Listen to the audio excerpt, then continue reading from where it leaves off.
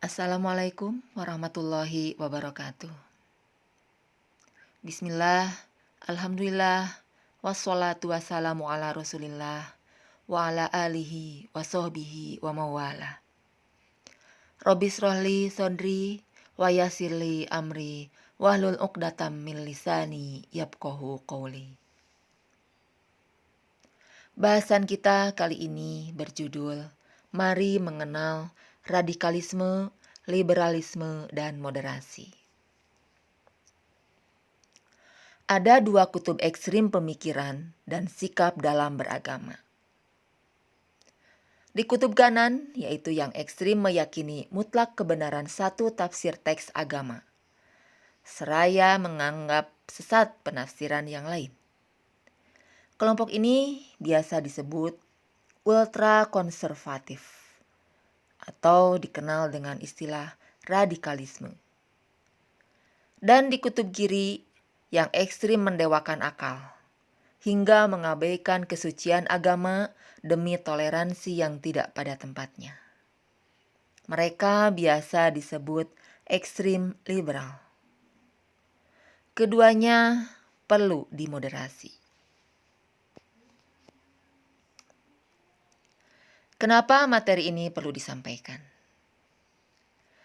Ada fakta yang mengkhawatirkan. Secara nasional, kaum pelajar termasuk yang sedang jadi sasaran gerakan ekstrim tersebut. Secara psikologis, masa remaja merupakan masa peralihan dari masa kanak-kanak menuju dewasa. Terjadi kegoncangan jiwa, emosi labil, dan mencari identitas diri, sehingga mudah dipengaruhi. Kedua, masa remaja merupakan masa pertumbuhan pikiran, mental, dan perasaan. Sehingga masa tersebut dimanfaatkan untuk menanamkan pikiran dan perasaan serta mental sesuai ideologi mereka. Yang ketiga, remaja itu sudah mulai tertarik pada masalah kehidupan sosial, ekonomi, dan norma-norma kehidupan. Dan ini dimanfaatkan dengan strategi mereka yang mengangkat isu-isu ketimpangan sosial, ekonomi, serta politik. Itulah karakteristik remaja yang dimanfaatkan oleh kelompok tertentu, yaitu yang menganut salah satu paham dari kutub ekstrim tersebut untuk mentransformasikan ideologinya. Oleh karena itu, materi ini diberikan agar kalian memiliki wawasan tentang paham-paham tersebut, sehingga kalian punya daya tangkal apabila ada yang berupaya untuk memasukkan paham-paham ekstrim tersebut.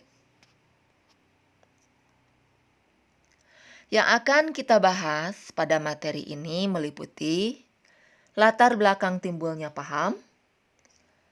Yang kedua, radikalisme, tentang apa itu radikalisme, bentuk dan cirinya, serta bahayanya. Yang ketiga, liberalisme, tentang pengertian liberalisme, bagaimana pahamnya, serta fatwa MUI. Dan yang keempat, moderasi, tentang apa itu moderasi, lingkup, serta paham moderasi. Latar belakang timbulnya perbedaan paham. Manusia dalam kehidupan menghadapi berbagai macam situasi dan masalah yang harus diselesaikan. Untuk menghadapi situasi dan menyelesaikan masalah dalam kehidupannya itu, manusia, dalam hal ini umat Islam, tentu berpedoman kepada Al-Quran dan juga Al-Hadis. Namun, sebagian besar isi ayat Al-Quran itu bersifat global. Demikian juga hadis. Tidak semua permasalahan yang dihadapi manusia saat ini ada penjelasannya di dalam hadis. Oleh karena itu, perlu ada penafsiran dan penjelasan terhadap ayat Al-Quran dan hadis melalui ijtihad para ulama untuk menjawab dan menyelesaikan permasalahan yang dihadapi manusia, dalam hal ini umat Islam. Nah, para ulama dalam menafsirkan dan menjelaskan ayat Al-Quran dan hadis dipengaruhi oleh yang pertama, kapasitas intelektualnya yang menjadi syarat dalam memahami ayat Al-Quran dan Al-Hadis. Yang kedua, latar belakang sosial kultural para ulama. Perbedaan kapasitas intelektual, sudut pandang, dan latar belakang sosial kultural para ulama tersebut menyebabkan timbulnya perbedaan dalam menafsirkan ayat-ayat Al-Quran dan menjelaskan hadis. Hal ini menimbulkan munculnya berbagai corak pemahaman, aliran, dan mazhab. Perbedaan penafsiran tidak menjadi masalah selama masih dalam koridor yang bisa dibenarkan sesuai prinsip-prinsip Islam, maupun metodologinya sesuai dengan keilmuan dalam bidang tersebut.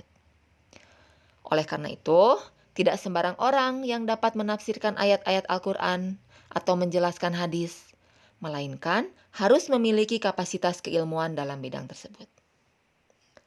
Namun, saat ini, orang-orang yang tidak memiliki kapasitas keilmuan dalam bidang tafsir dan hadis, mereka menafsirkan ayat-ayat Al-Quran dan menjelaskan hadis secara tekstual, sehingga bahkan lebih interpretatif, sehingga muncul berbagai penafsiran dari ayat-ayat Al-Quran dan hadis yang menyimpang dari prinsip-prinsip Islam. Demikian latar belakang timbulnya perbedaan paham. Apa itu radikalisme? Dalam Kamus Besar Bahasa Indonesia, radikalisme berakar dari kata radikal yang memiliki beberapa pengertian, yaitu yang pertama, paham atau aliran radikal dalam politik. Yang kedua, paham atau aliran yang menginginkan perubahan atau pembaharuan sosial dan politik dengan cara kekerasan atau drastis. Yang ketiga, sikap ekstrim dalam aliran politik. Radikalisme dalam konteks moderasi beragama dipahami sebagai suatu ideologi, ide atau gagasan dan paham yang ingin melakukan perubahan pada sistem sosial dan politik dengan menggunakan cara-cara kekerasan atau ekstrim atas nama agama, baik kekerasan verbal, fisik, dan pikiran. Walaupun banyak yang mengaitkan radikalisme dengan agama tertentu, namun pada dasarnya radikalisme tidak hanya terkait dengan agama tertentu, tetapi bisa melekat pada semua agama. Jadi dalam semua agama ada kelompok-kelompok radikalnya. Bentuk dan ciri radikalisme. Setidaknya radikalisme bisa dibedakan ke dalam dua level, yaitu level pemikiran dan level aksi atau tindakan. Pada level pemikiran, radikalisme masih berupa konsep dan gagasan, yang intinya mendukung penggunaan cara-cara kekerasan untuk mencapai tujuan. Yang kedua, memahami ayat-ayat Al-Quran bersifat tekstual. Yang ketiga, bersifat tertutup dan tidak menerima perbedaan pendapat atau paham. Yang keempat, merasa paling benar sehingga mudah mengkafirkan dan membid'ahkan serta menganggap sesat yang tidak sependapat atau tidak sepaham dengannya. Dalam berdakwah, suka menghujat, menebar kebencian terhadap kelompok tertentu dan pemerintah, dan bercita-cita mengganti dasar NKRI. Adapun pada level aksi atau tindakan, radikalisme bisa diwujudkan dalam bentuk aksi kekerasan dan terorisme. Mereka yang melakukan konflik atas nama agama, mereka itu tidak mengerti atau salah memahami agama itu sendiri, terutama Islam, di mana Islam mengajarkan tentang kedamaian, keindahan, kesejukan, dan akhlak yang baik terhadap sesama. Tidak sama sekali menebarkan kebencian, merasa diri paling benar, paling hebat, dan menyalahkan orang lain. Terkait bahayanya, kita bisa lihat dari contoh sejarah. Tindakan seseorang yang memahami Islam secara tekstual yang lalu melakukan tindakan kekerasan. Nabi menceritakan yang akan terjadi. Yang diceritakan di hadis riwayat Muslim yang artinya, nanti akan muncul dari umat Islam orang yang membaca Al-Quran tapi hanya sampai tenggorokan. Maksudnya tidak paham isinya. Aku bukan golongan mereka dan mereka bukan golonganku. Nah, prediksi Nabi Muhammad ini betul terjadi. Pada tanggal 25 Ramadan tahun 40 Hijriah, Sayyidina Ali bin Abi Thalib Amirul Mukminin di Kufah. Ketika akan mengimami sholat subuh, ada yang membunuh. Siapa yang membunuhnya? Ternyata yang membunuhnya bukan orang Yahudi, bukan orang Nasrani, dan juga bukan orang Majusi. Tetapi yang membunuhnya orang Islam sendiri. Mungkin orang bilang, itu Islamnya tidak benar dan tidak soleh. Ternyata tidak. Yang membunuh itu adalah Abdurrahman bin Mulzam. Dia itu qaimul lail. Tiap malam selalu sholat malam. Shaimun nahar. Kalau siang berpuasa. Dan hafidul Quran. Hafal Al-Quran. Kenapa dia membunuh Ali? Menurut Abdurrahman bin Mulzam, Ali itu kafir. Kenapa kafir? Di mana kafirnya? Katanya, Ali itu kalau memutuskan masalah dia bermusyawarah. Mungkin semacam parlemen kalau sekarang itu. Karena Ali bin Abi Thalib itu sebagai kepala negara. Jadi dia melaksanakan pemerintahannya menggunakan hukum manusia, bukan hukum Allah. Sedangkan di dalam Al-Quran dinyatakan bahwa وَمَنْ لَمْ يَحْكُمْ بِمَا أَنْزَلَ اللَّهُ فَأُولَٰئِكَ هُمُ الْكَافِرُونَ. Surat Al-Maidah ayat 44. Barang siapa yang tidak melaksanakan hukum Allah, maka dia itu kafir. Ali tidak menjalankan hukum Allah, maka dia kafir dan harus dibunuh.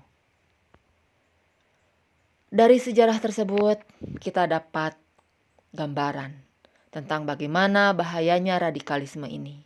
Mereka bisa membunuh atas nama agama, karena pemahaman agama yang keliru. Nah, kelompok ekstrem ini yang gencar untuk mensosialisasikan dan mentransformasikan ajarannya. Dan para pelajar termasuk yang menjadi sasarannya. Gerakan radikalisasi dengan sasaran pelajar biasanya tidak langsung mendorong korbannya melakukan kekerasan langsung atau terlibat dalam aksi bom. Namun, pada tahap tertentu, pelajar diarahkan untuk terlibat menebarkan ekspresi kebencian kepada pemerintah, aparat negara, sistem negara, serta kelompok lain yang tidak sepaham. Para remaja yang kini terindoktrinasi ajaran radikal ibarat bibit-bibit yang baru mau tumbuh. Saat ini mereka tidak akan menimbulkan bahaya apapun bagi masyarakat.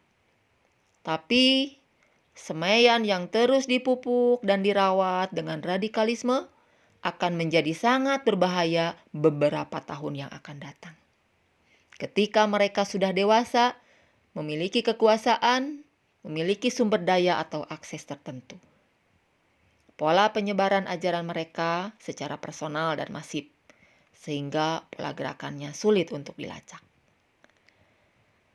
Demikian pembahasan tentang radikalisme. Kita lanjut pada video bagian kedua yang akan membahas tentang liberalisme dan moderasi. Wassalamualaikum warahmatullahi wabarakatuh.